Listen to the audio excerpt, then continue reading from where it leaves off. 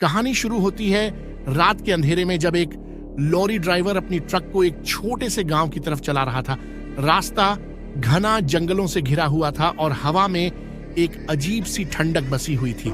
लेकिन उस ड्राइवर को कुछ अजीब सा महसूस हो रहा था, जैसे कि कोई उसकी पीठ पर हाथ रख रहा हो।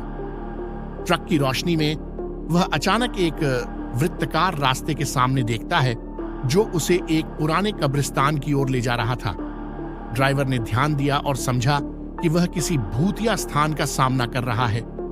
धीरे धीरे वाहन को चलाते हुए उसे वहां विचार करने का आभास होता है।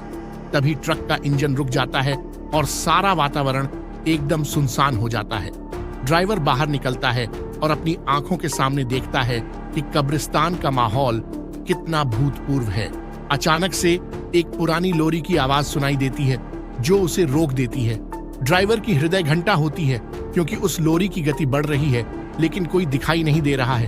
एक ही मिनट में उसे महसूस होता है कि उसका वातावरण बदल रहा है और वह एक अनजान आत्मा की ओर बढ़ रहा है। लोरी की आवाज में एक अजीब सी मुसीबत है, जैसे कि वह किसी अज्ञात दुनिया का हिस्सा बन रहा है।